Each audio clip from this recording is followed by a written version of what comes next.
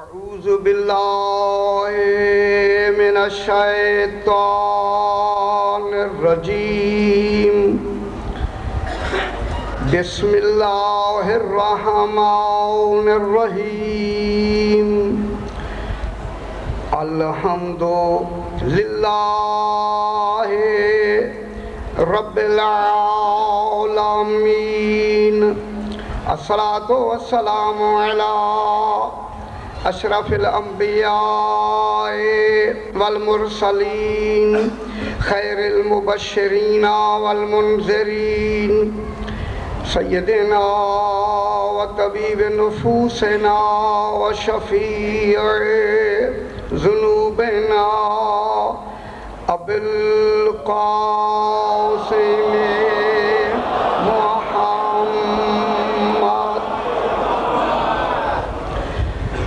آلہ الطیبین الطاہرین المعصومین صلوات اللہ علیہم اجمعین اما بعد بسم اللہ الرحمن الرحیم الحمد للہ رب العالمین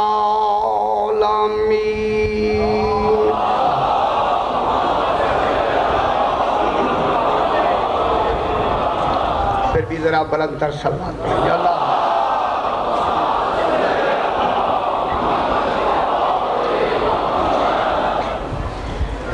حسب دستور آج ایک مسئلہ بیان کر کے بات کو آگے بڑھاتے ہیں کہ ماہ رمضان میں اگر کوئی بیمار ہو جائے تو اس بیماری کی حالت میں وہ روزے نہ رکھے، اگر رمضان کے بعد وہ صحیح ہو جائے تو اس کی قضا واجب ہے، وہی روزے جتنے چھوٹے ہیں وہ رکھے۔ اگر پورے رمضان تک اس نے روزے نہیں رکھے، اب جب قضا کرے گا تو ان روزوں کی قضا بھی ہوگی اور ہر روزے کے عوض میں ایک مد طعام یعنی مسکین کو پیٹ بھر کے کھانا بھی کھلانا پڑے گا۔ اگر سارا سال وہ بیمار ہی رہے ہیں تو پھر قضا کرنے کی ضرورت نہیں، صرف مسکین کو کھانا کھلا دینا کافی ہے۔ ذرا بلند تر صلوات یا اللہ محمد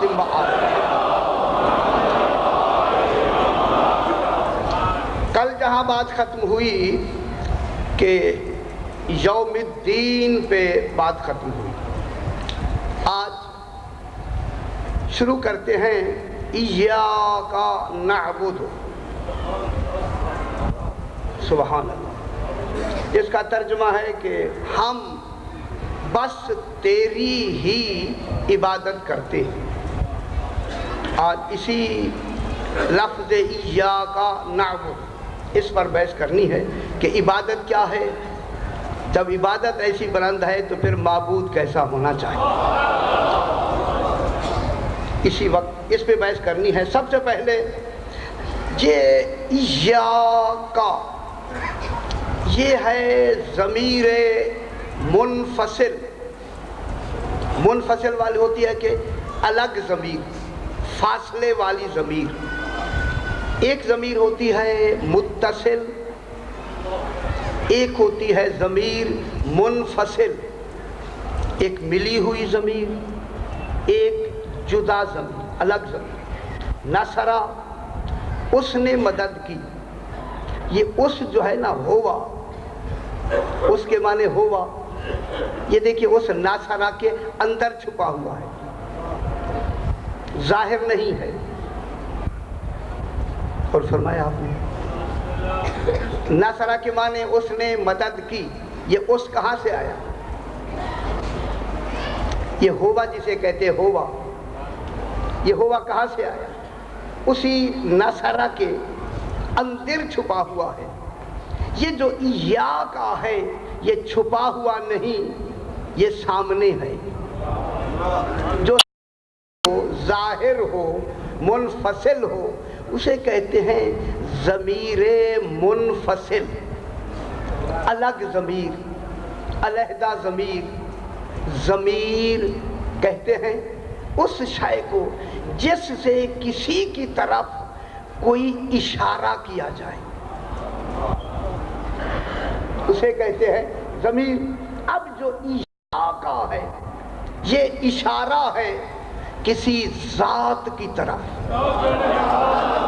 تو جو فرمائیں، یہ مشکل ہوتی ہیں باتیں، ہمیں سنانی ہے چونکہ درس بھی ہے، یہ سنانا پڑتی ہے۔ ایاکا، ایاکا کے معنی صرف تو یا تیری، ایاکا کے معنی تیری، لیکن نعبدو عبادت بعد میں آئی ہے۔ کتنی بڑی دیکھیں خالق نے کیا جملے فرما دیے ہیں۔ دیکھیں اپنی ذات کا تصور خالق نے پہلے دیا۔ ایاکا، ایاکا سے مراد کون ہے؟ اللہ۔ نعبدو، ہم تیری عبادت کرتے ہیں۔ ایاکا پہلے لگا دیا، عبادت کا ذکر بعد میں کیا۔ اب اس سے کیا معلوم ہوتا ہے؟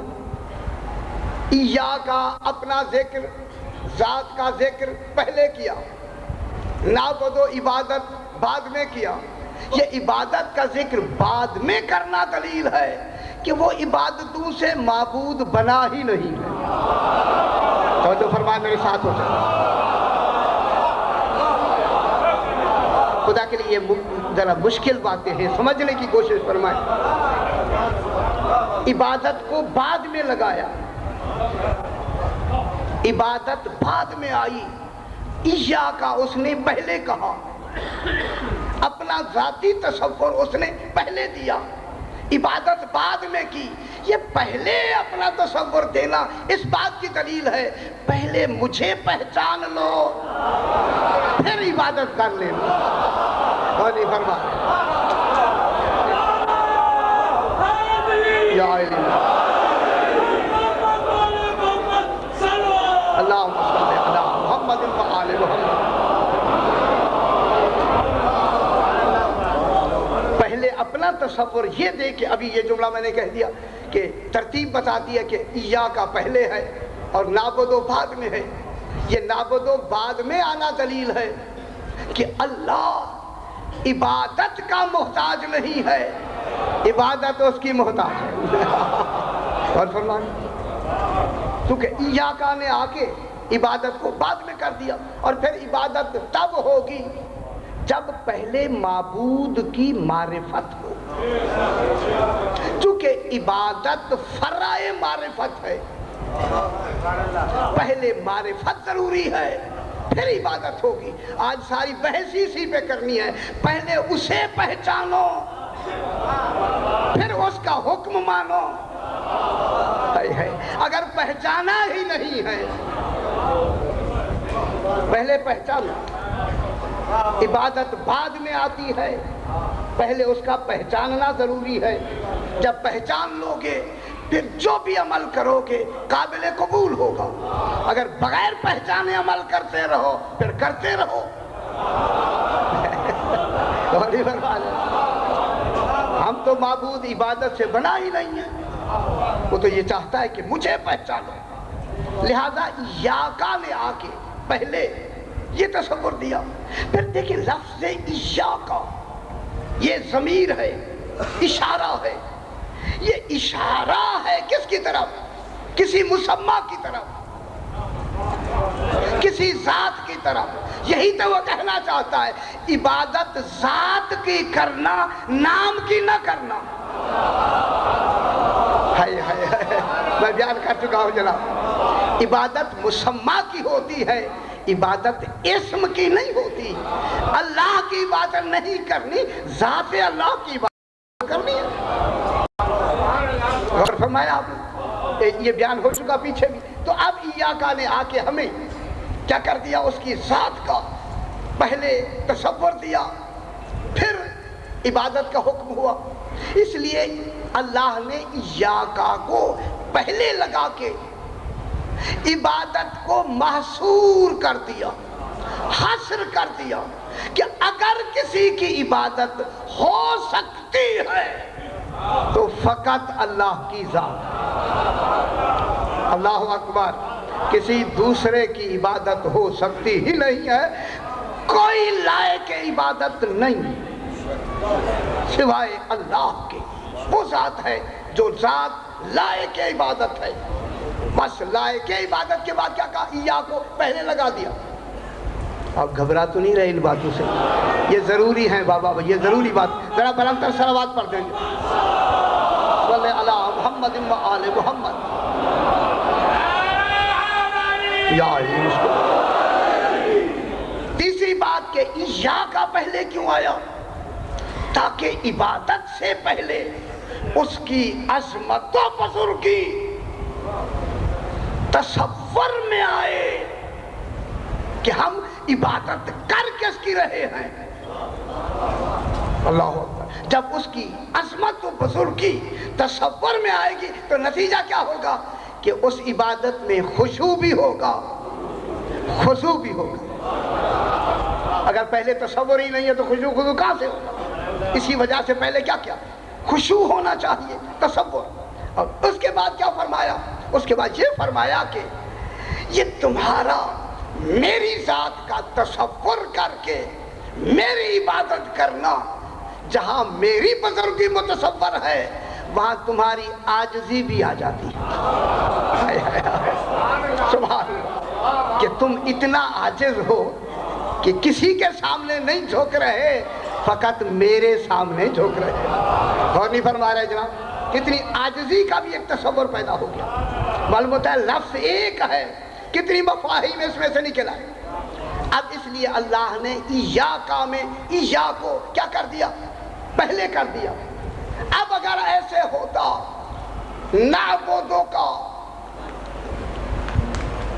ایاکا نہ ہوتا، نعبدو کا و نستعینو کا و نستغفرو کا جیسے پڑھتے ہیں، ادھر نہیں جانا چاہتے۔ نعبدو کا اگر آتا، نعبدو کا ہم تیری عبادت کرتے ہیں، کتنا نقص ہو جاتا کلام کے لحاظ سے بھی، کہ پہلے اپنی بندگی کا ذکر کیا پھر اس کی عبادت کا ذکر کیا۔ ہم تیری عبادت کرتے ہیں، غور نہیں فرما رہے بابا؟ دیکھیں کتنے نتیجے میں دے رہا ہوں آپ سے۔ اگر یہ نعبدو کا ہوتا تو ایک امکان ہو سکتا تھا، جو ایاکا نے وہ امکان ختم کر دیا، ایاکا نے حصر کر دیا، حصر۔ اگر نعبدو کا کہیں تو حصر کے معنی نہیں رہیں گے۔ کیا نتیجہ ہوگا؟ کہ جس کی ہم عبادت کر رہے ہیں تصور میں ممکن ہے کوئی اور بھی ہو۔ غور نہیں فرما رہے؟ اگر نعبدو کا اکیلی ہوتی تو اس میں تصور آ سکتا تھا کہ کوئی اور بھی معبود ہو سکتا ہے، لیکن جب ایاکا لگا دیا خالق نے، اب کوئی کسی کے تصور کا امکان ہی ختم ہو گیا۔ اگر کوئی لائق عبادت ہے تو فقط اور فقط اللہ ہے، کوئی اور لائق عبادت نہیں۔ اب جناب ترجمہ ہوا کہ عبادت کے کتنی معنی ہیں؟ جلدی جلدی بات کو جلدی بڑھاتے آگے۔ عبادت کے 3 معنی ہیں۔ اطاعت، لا تعبدوا الشیطان انہ لکم عدو مبین، شیطان کی عبادت نہ کرو۔ عبادت سے مراد عبادت نہیں، اطاعت ہے۔ غور نہیں فرما رہے؟ پھر ساتھ رہے جناب صاحب، شیطان کی عبادت سے مراد اس کی عبادت نہیں کی جاتی بلکہ شیطان کی اطاعت کی جاتی ہے۔ انہ لکم عدو مبین، یہ تمہارا روحانی بھی دشمن ہے۔ معلوم ہوتا ہے جو بھی روحانی دشمن ہو اس کی اطاعت ہی نہیں ہوتی۔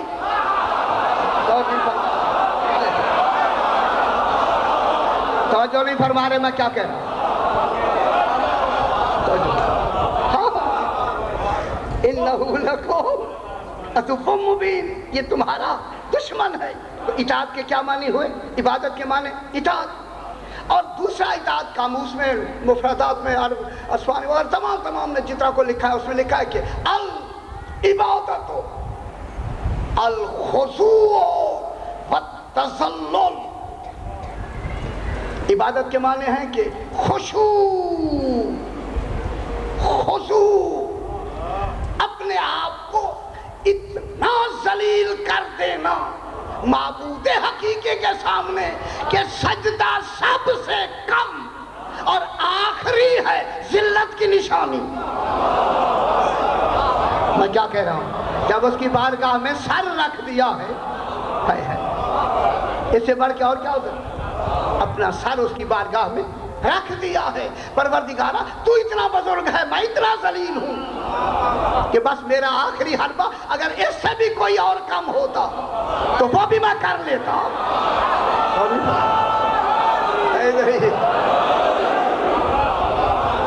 میں کیا کہہ رہا ہوں؟ اگر ایسا عمل ہم جیسے کرتے ہیں تو پھر وہ رحیم ہے یا نہیں ہے؟ پھر مومنین کے لیے رحیم ہوگا یا نہیں ہوگا؟ پھر قیامت میں بخش دے تو اس کا عدل ہے یا نہیں؟ ہم کون کیا کر سجدہ ریز ہو گیا. یہ ہو گیا تسلسل، تسلل جسے کہتے ہیں، خشوع، عجز و انکساری. تیسرا معنی آتا ہے پرستش. اب میں چونکہ دہرا چکا ہوں پہلے، طلب کی خواہش نہیں، خالق کو طلب کریں، خالق کے ملنے کی خواہش نہ کریں. یا علی، میں کئی مرتبہ دہرا چکا، بابا بہت سے حضرات نئے ہیں. طلب اور ہوتی ہے، خواہش اور ہوتی ہے. عبادت میں خواہش نہ ہو، طلب ہو. اللہ، اس طلب کے کمال کو عشق کہتے ہیں. غور نہیں فرما رہے؟ جب منزل عشق آتا ہے، منزل عشق، وہاں عقل کا حکم نہیں چلتا، وجدان کا حکم چلتا. نہیں فرما رہے ہیں؟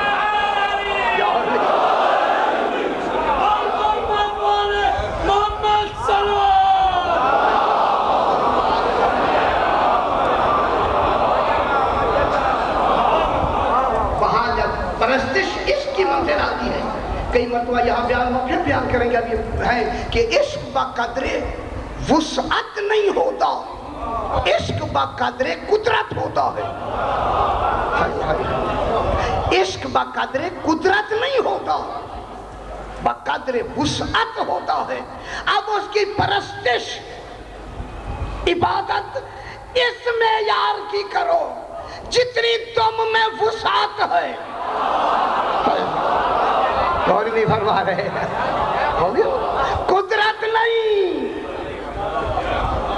اس لیے مکلف وسعت کا کیا ہے، قدرت کا نہیں کیا.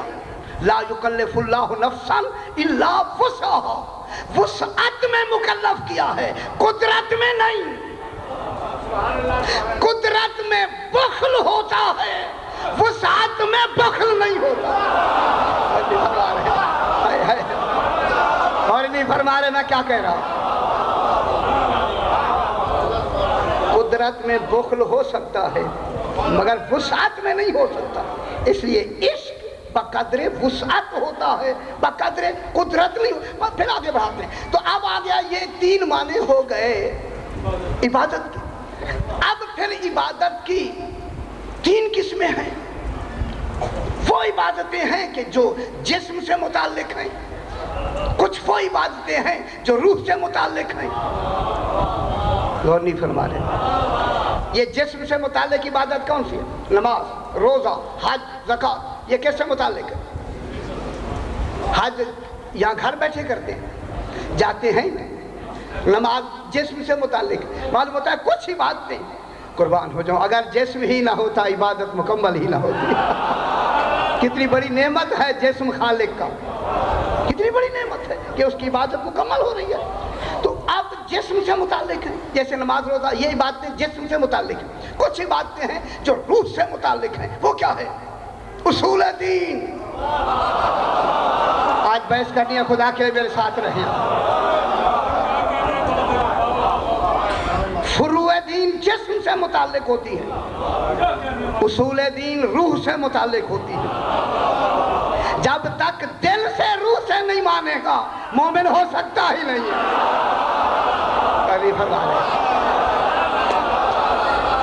سبحان، لاکھیں نمازیں پڑھتا رہے، اگر اسے روح نے نہیں تسلیم کیا منافق تو ہو سکتا ہے مگر مومن نہیں ہو سکتا۔ مومن نہیں ہو، ان نمازوں کی خالق کو ضرورت نہیں۔ اب یہ کی باتیں کس سے متعلق ہیں؟ روح سے۔ اب تیسری ہے کہ کچھ ہی باتیں ہیں ماشاءاللہ صاحبان فہم تشریف رکھتے ہیں جو آپ کے معاشرے سے متعلق ہیں۔ کتنی باتیں ہیں؟ ہمسائے کے حقوق ادا کرنا عبادت ہے یا نہیں؟ بچوں کے حقوق کی عبادت کرنا عبادت ہے یا نہیں؟ میاں بیوی کے حقوق ادا کرنا عبادت ہے یا نہیں؟ ملک کے حقوق ادا کرنا عبادت ہے یا نہیں؟ قوم کے ملک حقوق ادا کرنا عبادت ہے یا نہیں؟ ملت کے کرنا عبادت ہے یا نہیں؟ کتنے معاشرتی عبادتیں ہیں۔ اب جسم کی عبادت بھی ہو گئی ہے، روح کی بھی عبادت ہے اور معاشرتی بھی عبادت ہے۔ اسی لیے تو اللہ نے کہا کہ جب تم میری عبادت کرو یہ نہ کہو کہ میں عبادت کرتا ہوں، کہو کہ ہم عبادت کرتے ہیں۔ غور نہیں فرما رہے ہیں؟ کتنی بڑی بات ہے، اللہ اکبر۔ اب یہ ہم جب تو کہے گا نا ہم تیری پڑھ کلا رہو، اکیلا رہو ہے اور کہہ رہا ہے ہم، یہ کیا فلسفہ ہوا؟ پڑھ تو اکیلا رہا ہے، کہتا ہے ہم تیری عبادت کرتے۔ اب اس ہم میں کون آیا؟ جسم بھی شریک ہو گیا، روح بھی شریک ہو گیا، تمام معاشرہ بھی شریک ہو گیا۔ سبحان اللہ،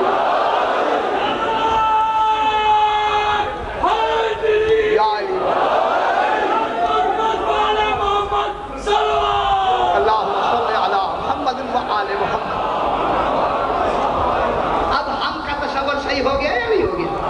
بالمتوسط عبادت میں فقط اس کی عبادت نہیں، وہاں جسم کی بھی عبادت ہو رہی ہے، روح کی بھی عبادت ہو رہی ہے، تمام مومنین کے معاشرے کی بھی عبادت ہو رہی ہے۔ اس لیے کہ ہم تیری عبادت کرتے ہیں۔ جب عبادت کے لیے آتا ہے، اب یہاں بات کو آگے بڑھائیں، اب آ کے کیا کہتا ہے؟ ایاکا، تو ایسے لگا جیسے وہ سامنے ہے، غور نہیں فرما رہے۔ پہلے کیا کہتا ہے؟ الحمدللہ رب العالمین، غائب، حمد ہے جو عالمین کا رب ہے، الرحمن الرحیم، بزرگ کی بیان ہو رہی ہے، وہ رحمان وہ غائب، رحمان الرحیم، مالک یوم الدین وہ سارے غائب ہیں۔ اللہ جانے کتنا اچانک سامنے آ گیا، غور نہیں فرما رہے ہیں۔ دیکھیں خالق کیسے جلدی سامنے آ گیا، سبحان اللہ سبحان اللہ۔ اتنی بڑی بزرگی، کتنا غائب دور کا، او مالک یوم الدین، کتنا دور۔ ادھر مالک یوم الدین کہہ کے فوراً کہا گھبراتا کیوں ہے، میں تو تیرے سامنے ہوں۔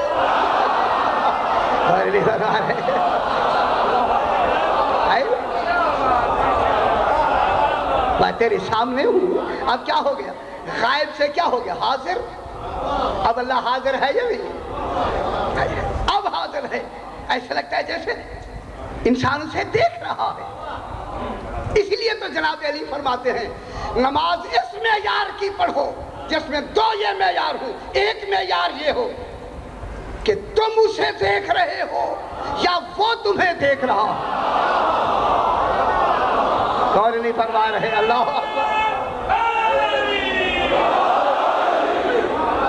سبحان اللہ۔ اس معیار کی نماز پڑھو گویا تم اسے دیکھ رہے ہو یا وہ تمہیں دیکھ رہا ہے۔ پھر علیہ السلام نے فرمایا تم اسے دیکھ نہیں سکتے، سبحان اللہ، تم اسے دیکھ نہیں سکتے۔ اب کتنی بڑی بات ہوگی، ذمہ داری کتنی ہوگی، تم اسے دیکھ نہیں سکتے۔ جب شروع کرانا ایاکا نعبد، یہ تصور کرو کہ وہ تمہیں دیکھ رہا ہے۔ جب وہ دیکھ رہا ہے پھر خیال دفتر نہیں جانا چاہیے، پھر خیال بازاروں میں نہیں جانا چاہیے، پھر کہاں خیال ہونا چاہیے کہ جس کی عبادت کریں وہ تو سامنے موجود ہے اور سامنے دیکھ رہا ہے، تو پھر کیسی عبادت ہونی چاہیے؟ پھر خیال دفتر میں جا سکتا ہے۔ گھبرانے لگے اب جناب، اب وضو کو آگے بڑھاتے ہیں، پھر خیال کیا ہوگا؟ اسی کا جس کی عبادت ہے تو بسم اللہ، وہ تو سامنے ہمیں دیکھ رہا ہے۔ جب ہر عمل وہ دیکھ رہا ہے خیالوں کو بھی دیکھ رہا ہوں، خدا کا پھر خیال منتشر ہو سکتے ہی نہیں۔ یہی تو وجہ ہے، یہ اس کا کرم ہے، میں کہتا ہوں کہ وہ سامنے ہوتے ہوئے اس کی عبادت کرتے ہوئے غلط خیال بھی آتے رہیں، وہ کہتا ہے بے شک کرتے رہو خیال، کھڑے رہو، نماز صحیح ہے۔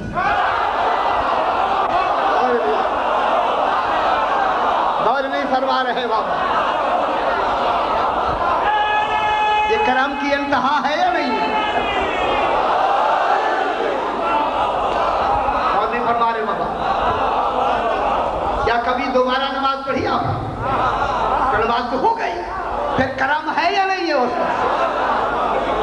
کہ تصور بھی نہیں ہے عبادت میں، خیال اپنوں میں نماز پڑھی ہے، لیکن کتنا کریم ہے، کہتا ہے چلو میں نے قبول کر لی، ہو گئی نماز ادا ہو گئی، دوبارہ نہ پڑھنا، ہو گئی۔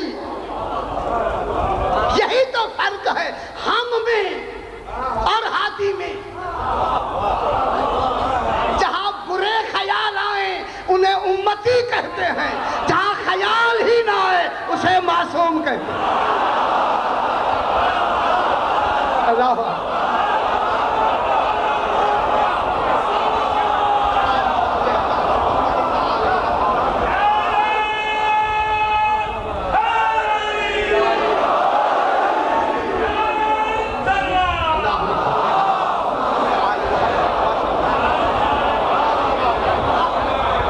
کا خیال اس کو علم معانی و بیان میں غائب سے فوراً سامنے کیا گیا؟ حاضر۔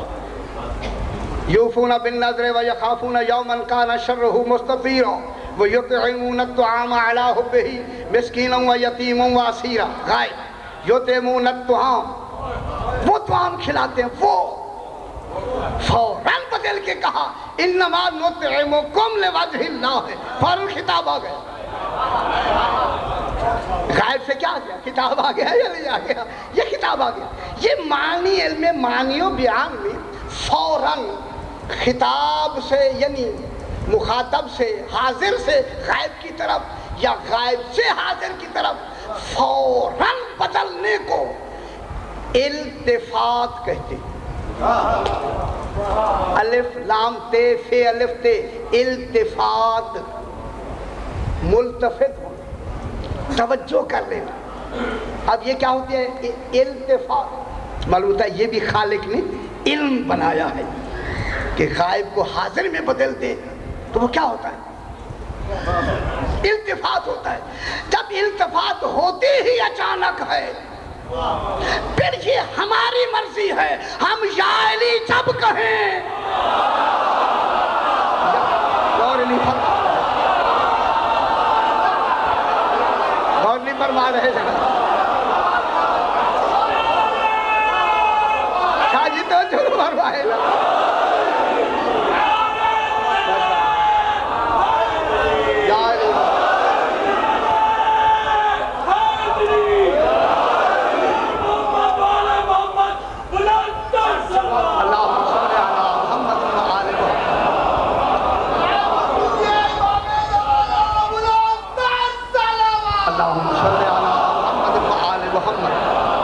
ابھی نعرہ لگایا آپ نے، یا علی ابھی کہا یا نہیں کہا؟ جب جی چاہے کہہ لے۔ التفات تو خالق نے خود ہی بنائی ہے۔ ڈرا نہ کرے یا علی کہتے ہوئے، اچھا خوف نہ کھایا کرے۔ سرکار فرماتے ہیں یا علی تیری مثال، بات آئی سرکار کی، آج رات ہی سرکار کی ہے، یا علی تیری مثال لوگوں میں ایسے ہے جیسے قرآن میں قل هو اللہ احد کی ہے۔ دنیا جانے کیا ہے علی، کیا ہے علی، ایسی ہے جیسے قرآن میں یا علی مشکل، قرآن میں قل هو اللہ احد کی ہے۔ اگر ایک مرتبہ قل هو اللہ احد کہیں تہائی قرآن کا ثواب، دو مرتبہ کہیں دو تہائی کا، تین مرتبہ کہیں پورے قرآن کا۔ پھر اگر یا علی 3 مرتبہ کہا جائے قرآن کا ثواب ملے گا یا نہیں ملے گا؟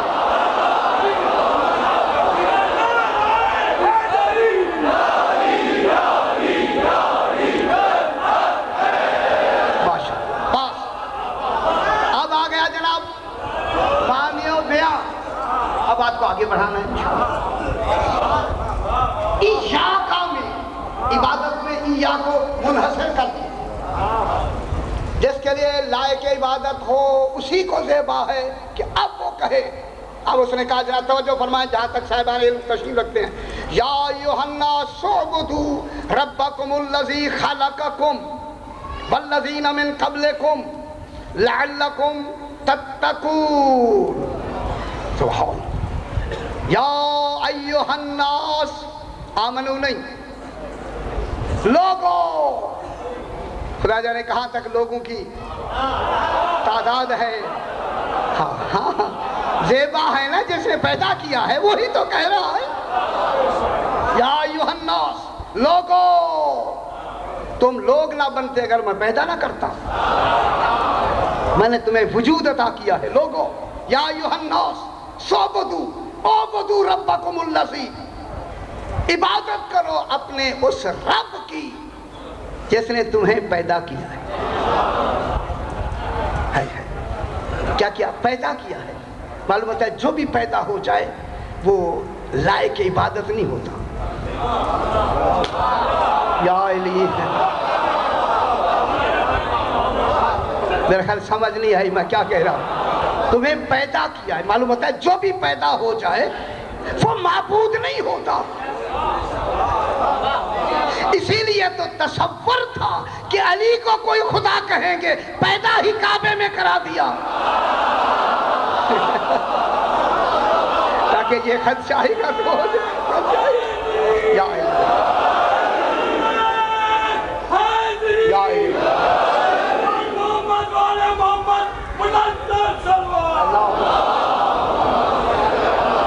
سرکار علی اللہ کی اعلیٰ ترین مخلوق کا نام ہے. میں کیا کہہ رہا ہوں خدا کے نام. خلقکم جس نے تمہیں پیدا کیا والذین من قبلکم تم سے پہلے کو بھی پیدا کیا. جو بھی پیدا ہوتا جائے گا وہ معبود نہیں ہو سکتا. جنہیں تمہیں بھی اپنے ہاتھوں سے بناؤ وہ بھی معبود نہیں ہو سکتے. اپنے ہاتھوں سے بت بناؤ وہ بھی معبود نہیں ہو سکتے. تم نے انہیں پیدا کیا ٹھیک ہے. جو تم وہموں میں بھی کوئی پیدا کرو ان کی بھی عبادت نہیں ہو سکتی. میں تو وہموں میں بھی نہیں آتا. اس لیے علی فرماتے ہیں کلما میزتموہ بأوہامکم فہو مخلوق لکم. لمبی بات ہو جائے گی. بہرحال یہ ہوا کہ عبادت کرو اپنے رب کی. بس بات شروع ہوگی جناب. اسلام اور غیر اسلام میں لوگ سمجھتے ہیں کہ بنیادی فرق اسلام اور غیر اسلام میں بنیادی فرق طریقہ عبادت کا نہیں ہے. میری بات سمجھ پہلے سمجھ سمجھ. اسلام اور غیر اسلام میں بنیادی فرق امتیاز طریقہ عبادت کا نہیں ہے. طریقہ عبادت کیا ہوتی ہے؟ نماز طریقہ عبادت ہے. روزہ طریقہ عبادت ہے. نماز فروع دین ہے. روزہ فروع دین ہے. بات سمجھ آ رہی ہے؟ پھر میں دہراتا ہوں بابا اسی پہ تو ساری بحث کرنی ہے. اسلام اور غیر اسلام میں اگر کوئی سمجھتا ہے بنیادی فرق طریقہ عبادت میں نہیں ہے, فروعات کے لحاظ سے فرق نہیں ہے, بلکہ فرق مرکز عبادت کے لحاظ سے ہے.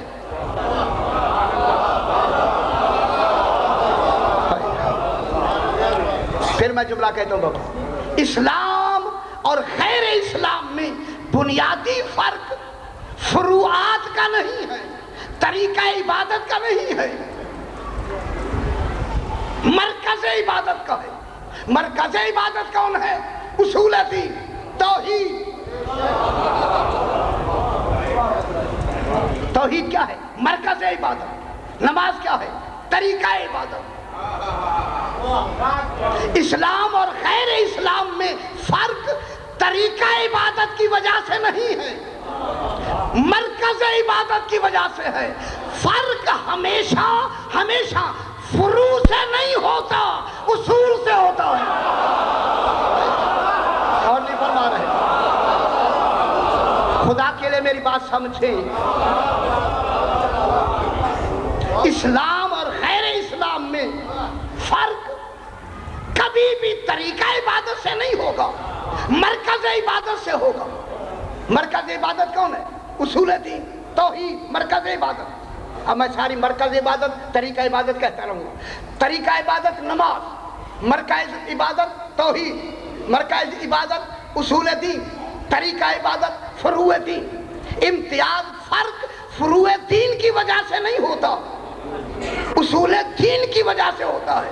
تو پھر اسلام میں سب سے پہلا سوال یہ نہیں ہوگا کہ عبادت کیوں کر ہو، طریقہ نہیں پوچھا جائے گا۔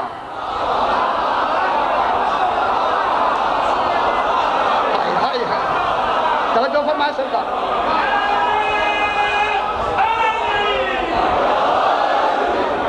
پہلا سوال یہ نہیں ہوگا کہ عبادت کیوں کر ہو، طریقہ عبادت نہیں پوچھا جائے گا، بلکہ سوال یہ ہوگا کہ عبادت کس کی ہو۔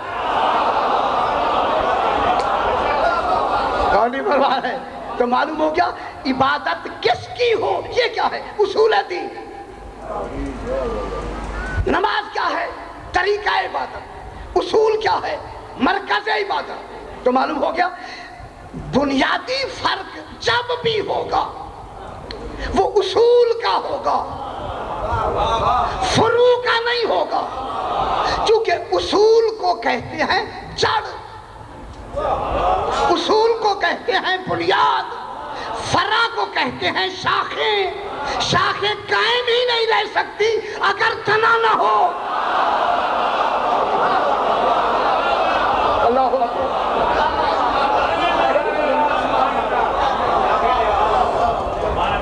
اگر تنا ہی نہیں ہے تو شاخیں کھڑی ہوں گی؟ شاخوں کا دار و مدار تو جڑ پہ ہوتا ہے، تنے پہ ہوتا ہے۔ تنا کیا ہے؟ اصول دین۔ شاخیں کیا ہیں؟ فروع دین۔ لہذا پانی شاخوں کو دیا جاتا ہے، جڑ کو دیا جاتا ہے، شاخوں کو نہیں۔ معلوم ہوتا ہے خیال جڑ کا رکھا جاتا ہے۔ غور نہیں فرما رہے۔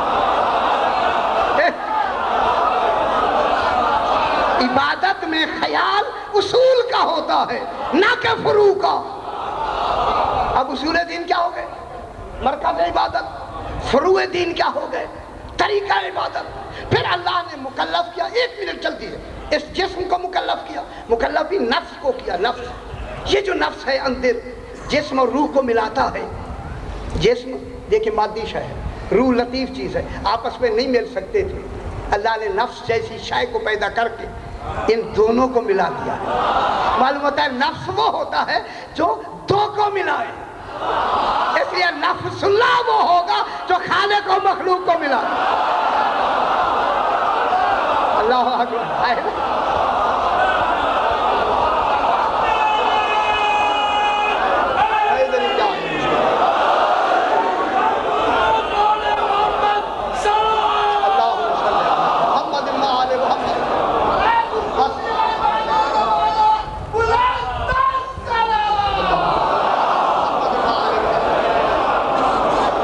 لمبی کرنی ہے، میں کیا کروں جلدی سے۔ اسی لیے اللہ نے یہ دیکھیں مکلف کون ہے؟ عبادت کا مکلف کون ہے؟ لا یکلف اللہ نفسا، نفس، اس لیے نفس کے دو حصے کر دیا خالق نے، ایک حصہ جسم سے ملا دیا، ایک حصہ روح سے ملا دیا۔ یہ جو نفس ہے درمیان میں اس کے دو حصے ہیں، روح سے بھی ملا ہوا ہے اور جسم سے بھی۔ اس کا جو جسم سے ملا ہوا ہے یہ اس کا جسمانی حصہ ہے، جو روح سے ملا ہوا ہے یہ روحانی حصہ ہے۔ معلوم ہوتا ہے یہ جو نفس مکلف ہوا ہے اس کے دو حصے ہیں، جسمانی بھی ہے روحانی بھی ہے۔ اب اس کے جسمانی کی حصے کی بھی غذا ہونی چاہیے، روحانی کی بھی غذا ہونی چاہیے، اس لیے اللہ نے دین کے دو حصے کر دیے، ایک کا نام اصول دین رکھا، نام فروع دین رکھا. اور فرما رہے کیا نام رکھا؟ ایک کا نام اصول دین رکھ دیا, ایک کا نام فروع دین رکھا. فروع دین. اب اصول دین اور فروع دین سے نفس کو کیا ہوتا ہے؟ مکلف تو نفس ہے. کیا ہوتا ہے مکلف کو؟ فروع دین سے, فروع دین سے, فروع دین پر عمل کرنے سے تصفیہ نفس ہوتا ہے. تے سواد فے جسے کہتے ہیں صفائی. کبھی سنا آپ نے صفائی؟ میل ہو جائے تو صفائی چاہیے. یہ جو اس کا جسمانی پہلو ہے اس کا تصفیہ ضروری ہے. جو اس کا روحانی پہلو ہے اس کا تزکیہ ضروری ہے. اور نہیں فرما رہے جب تو فرمائے بابا, جسمانی پہلو کا تصفیہ ضروری ہے, روحانی پہلو کا تزکیہ ضروری ہے. تو اب دو ہیں, فروع دین, اصول دین. فروع دین سے تصفیہ نفس ہوتا ہے, اصول دین سے تزکیہ نفس ہوتا ہے. اب جب ہو گئی تو جناب میں جملہ کہتا ہوں, تصفیہ نفس, نفس کی صفائی, تزکیہ نفس, نفس کی طہارت. تزکیہ مانے طہارت, تصفیہ مانے صفائی. تصفیہ نفس یہ اس نفس کا ظاہری کمال ہے. تو جو فرمائیں بابا صاحبان علم اس وقت تشریف رکھتے ہیں, یہ تصفیہ نفس نفس کا ظاہری کمال ہے. تزکیہ نفس باطنی کمال ہے.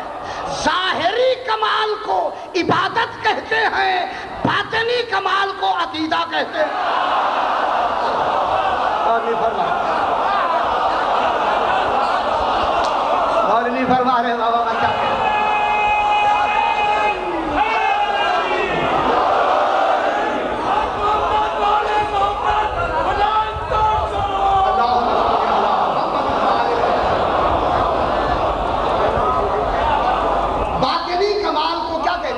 عقیدہ کہتے ہیں اور ظاہری کمال کو عبادت کہتے ہیں. ٹھیک ہے, اسی لیے عبادت, جلدی سے تاکہ آپ خوش ہو جائیں, اس لیے عبادت اصول دین جن چیزوں کا تعلق دل سے ہوتا ہے وہ اصول دین ہے, جس کا اعضاء سے ہوتا ہے فروع دین ہے. اور نہیں فرما رہے نا بابا, جن کا دل سے تعلق ہے وہ اصول دین ہے, جن کا اعضاء سے تعلق ہے وہ فروع دین ہے. جنہیں ماننا ہے وہ اصول دین ہے, جنہیں کرنا ہے. اور نہیں فرما رہے بابا.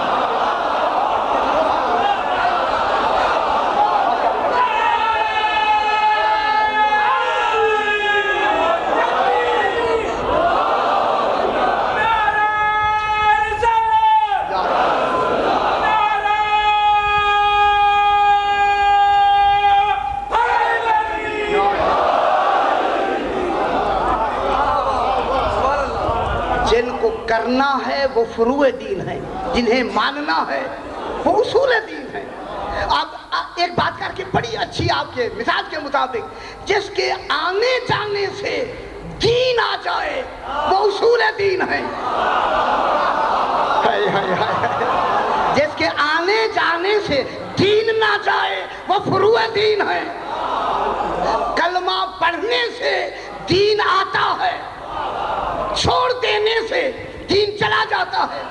نماز چھوڑنے سے دین نہیں جاتا.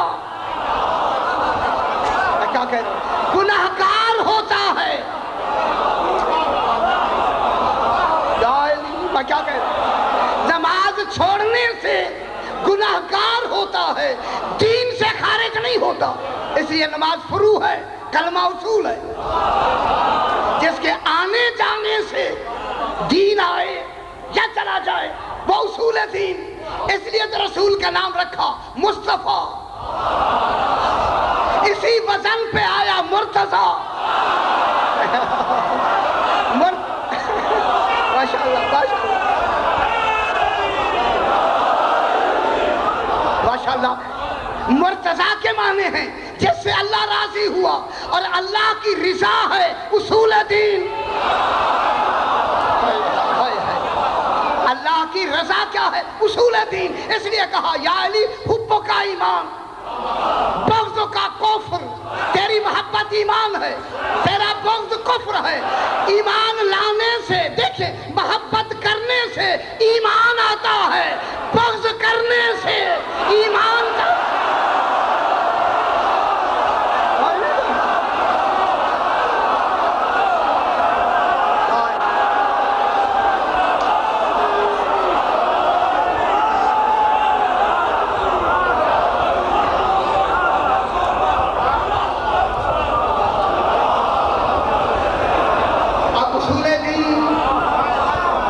کے لیے۔ اب میں ایک بہت بڑی بات، صرف جو حضرات یہاں تشریف رکھتے، میرے بھائی تشریف رکھتے ہیں، تمام تشریف رکھتے بیٹھے سنیں جو میں کہہ رہا ہوں خدا کے لیے۔